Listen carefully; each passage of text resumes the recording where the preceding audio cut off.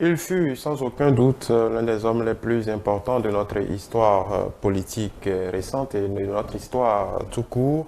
Un illustre fils du Bénin, comme le dirait l'autre. Ça fait 25 ans qu'il nous a quittés, 13 mars 99, 13 mars 2024. Lui, c'est Monseigneur Isidore de Souza, ancien archevêque de Cotonou, ancien président du Présidium de la Conférence des forces vives de la Nation de février 90, ancien président du Haut Conseil de la République, entendez Assemblée nationale et Cour constitutionnelle de transition. Beaucoup de casquettes, mais surtout une action qui nous a permis de passer le cap, d'emboucher la trompette de la démocratie, une action de médiateur qui est restée dans l'histoire, des valeurs qu'il a laissées dans son sillage, dans le sillage de ses nombreuses actions. Et il convient, comme d'habitude sur notre chaîne télé, de revenir autant sur les grandes dates de notre histoire, mais aussi sur les grands hommes qui ont contribué et qui ont façonné de leur manière notre histoire commune.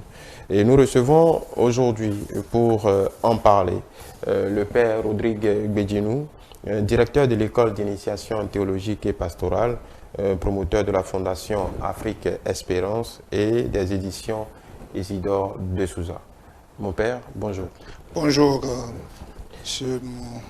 Vous êtes peut-être l'un de ceux qui, on va dire, l'un des gardiens du temple de ce grand personnage, en parlant de ce grand personnage, Monseigneur Isidore de Souza.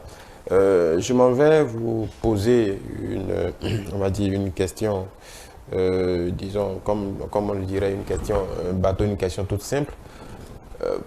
Pourquoi cette histoire, l'histoire de cet homme, est encore importante aujourd'hui? Bien, l'histoire de Monseigneur Isidore de Souza, son parcours fait corps avec le cours de notre histoire. Et de notre histoire dans sa globalité, de notre histoire ecclésiale, de notre histoire politique, de notre histoire humaine. Et il apparaît alors comme un symbole. Et qu'est-ce qu'un symbole? Un symbole, c'est un gage de reconnaissance. C'est-à-dire que, à travers le symbole, nous nous retrouvons. Nous retrouvons des parts de notre histoire. Et un homme qui a surgi de manière assez providentielle et qui a marqué son temps, et non seulement son temps, et comme le disait peut-être Jean Guiton, les hommes exceptionnels, au fur et à mesure que passe le temps, sont contemporains du présent et de l'avenir. Vous voyez, ça fait 25 ans de sa mort et il vit encore en nous. Il vit dans nos cœurs. Il vit dans la trame sociopolitique, il vit dans l'Église. Il n'y a pas de grands événements qui n'évoquent et qui ne rappellent cette mémoire d'un grand homme. Il nous est donc apparu comme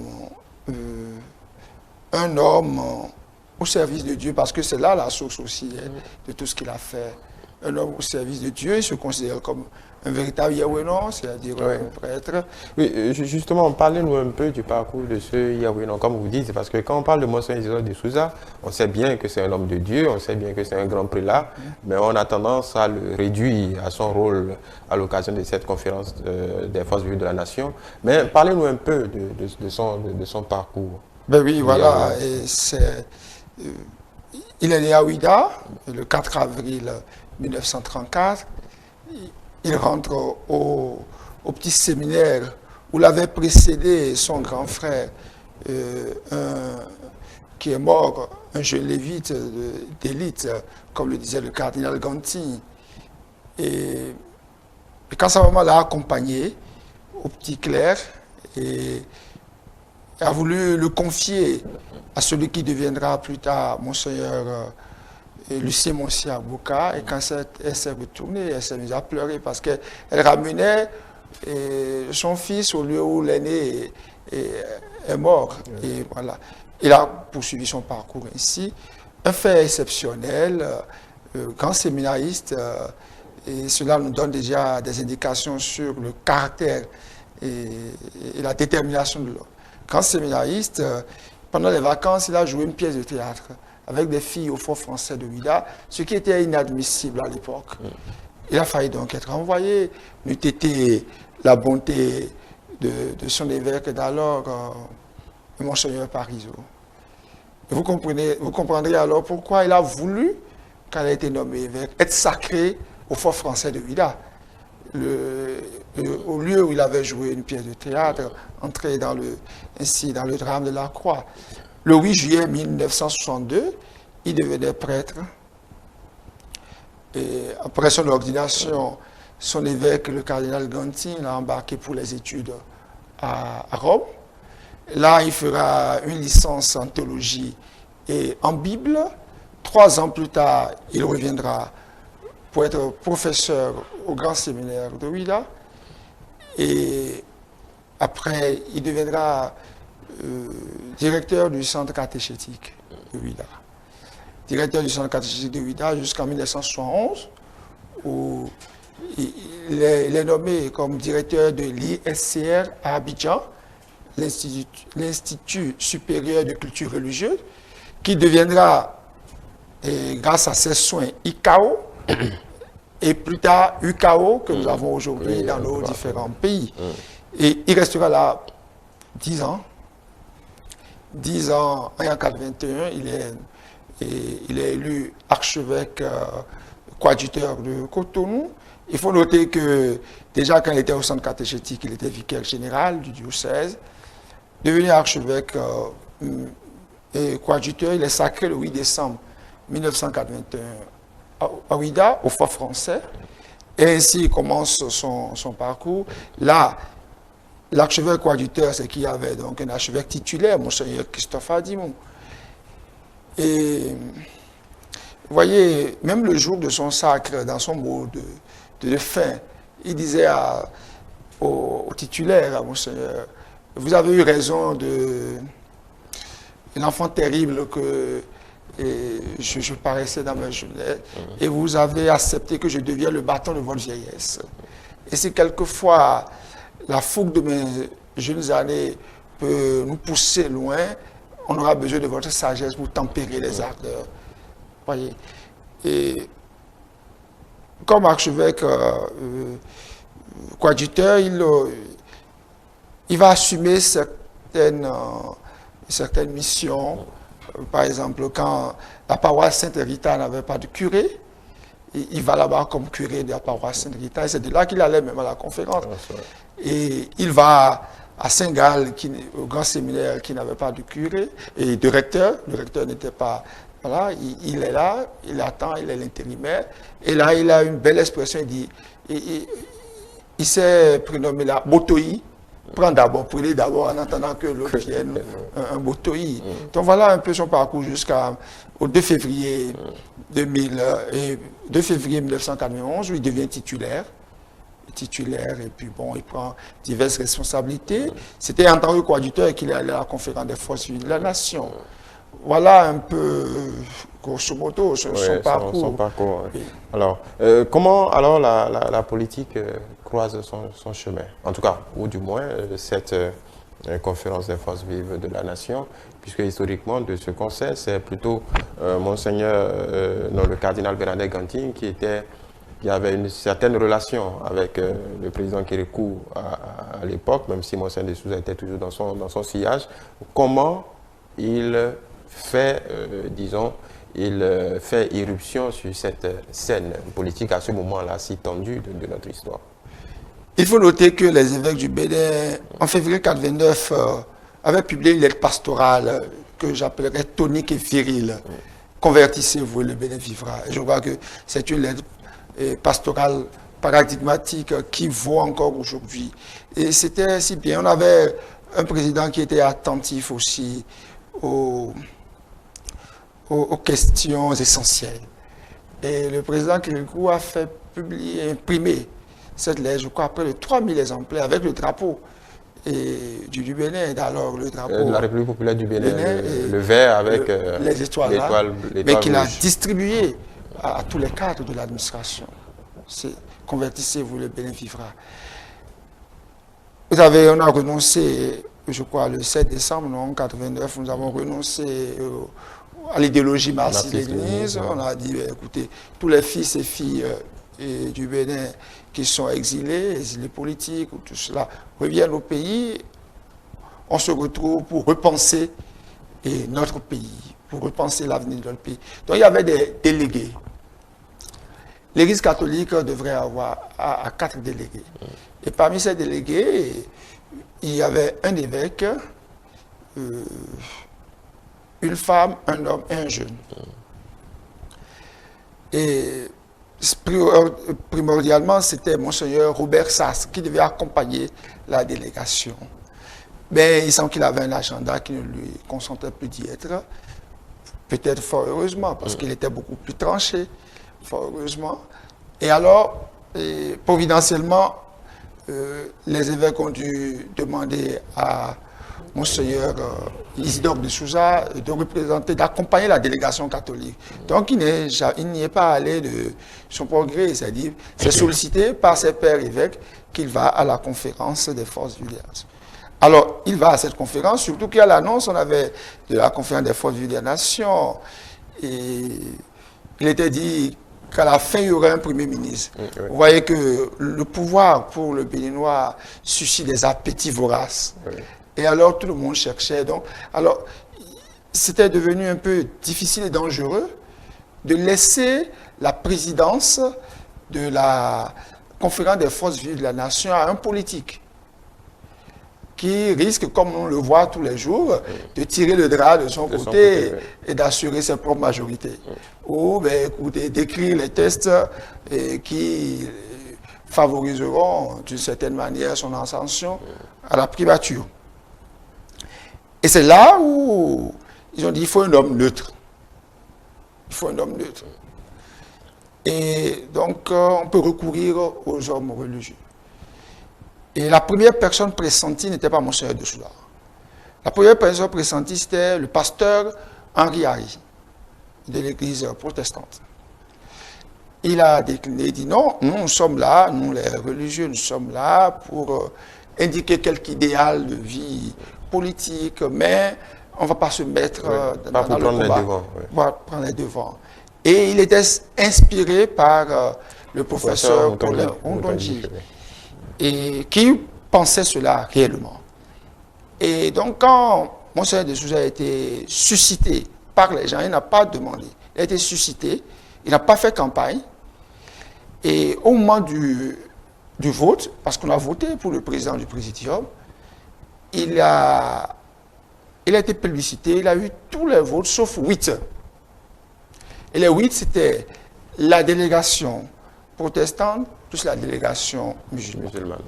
Et ça, le professeur Paulin Ondondji, paix à son âme, en intellectuel raffiné, a dit, mais lui, dans sa cohérence, il a dû dire aussi aux autres, non, on ne voudrait pas que ce soit des hommes religieux qui prennent. Mais après, il s'était trompé.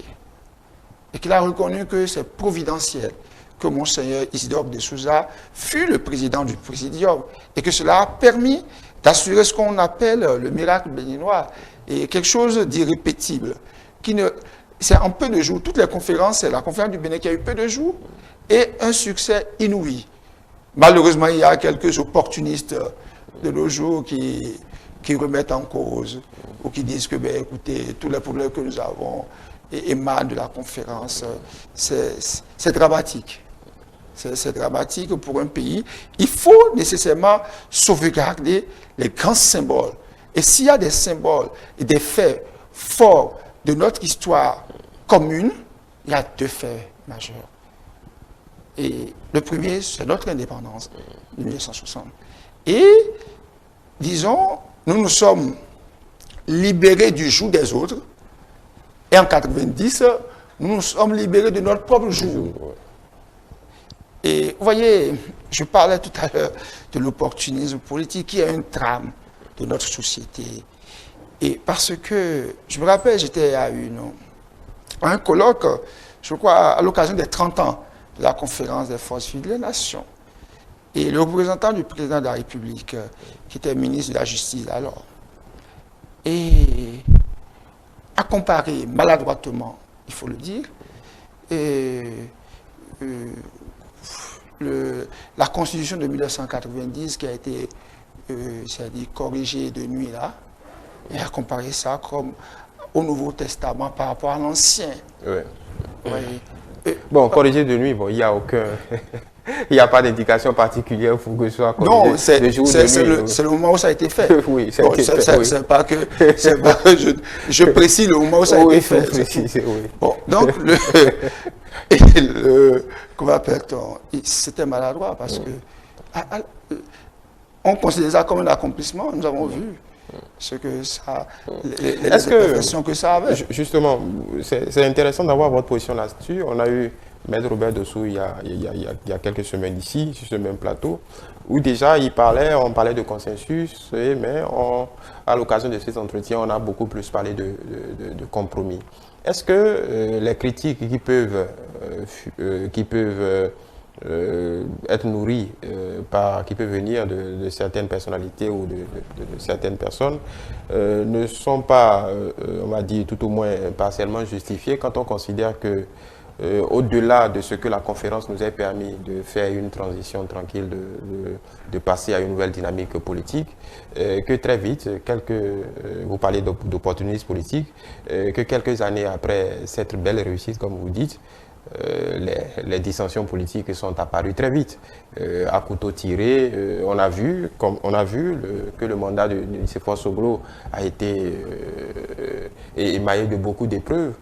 Donc, ça ne remet pas forcément en cause ce qui a été fait à la conférence nationale, mais est-ce que, à l'occasion de cette conférence, les politiques dont vous parlez n'ont pas simplement vite fait de saisir l'opportunité de balayer Mathieu Kérékou, de mettre Mathieu Kérékou de côté, de se concentrer sur l'essentiel, d'aller à la conquête du pouvoir très rapidement en balayant du revers de la main tout ce qui a été retenu de façon pratique et positive, l'esprit de la conférence nationale, comme Monseigneur Isidore de Souza le disait, même à la clôture de cette conférence, on le sentait grave dans le ton, comme s'il sentait déjà, on a revécu il y a quelques semaines, comme il sentait déjà que cette belle harmonie créée à l'occasion de cette conférence pouvait s'effriter très rapidement si les hommes politiques ne se mettaient pas à la hauteur. Oui, vous voyez, on ne peut pas imputer les dérapages et les déviations des hommes à l'esprit de la conférence. Premier élément. Deuxième élément, il n'y a jamais eu un mandat qui soit simple. Et tous les mandats sont émaillés de problèmes. Et c'est la vie des hommes qui est ainsi. Je crois que nous n'avons pas assez vécu l'esprit de la conférence, qui est un esprit de consensus, un esprit de réconciliation. Parce que les hommes et les femmes qui étaient les délégués, qui représentaient le peuple, c'était des hommes et des femmes, comme l'évoquera le rapport général de la conférence du professeur Albert Tévoyer, dont les souffrances excluaient des hommes et des femmes qui ne se connaissaient pas, des hommes et des femmes qui s'en voulaient et qui, à un moment donné, ont regardé l'intérêt général, l'intérêt du peuple. Et vous voyez, le symbole fort, là, c'était la Jacques Roué qui était là et on était appelés c'est-à-dire à travailler ensemble. Et je crois que cet esprit de consensus, de réconciliation, de dialogue, ne jamais rompre le dialogue, c'est capital. Et vous voyez, rapidement, après la conférence, il a dit que les vieux démons... Oui. Est-ce que ça n'a pas justement, est-ce que cet esprit n'a pas été balayé très vite?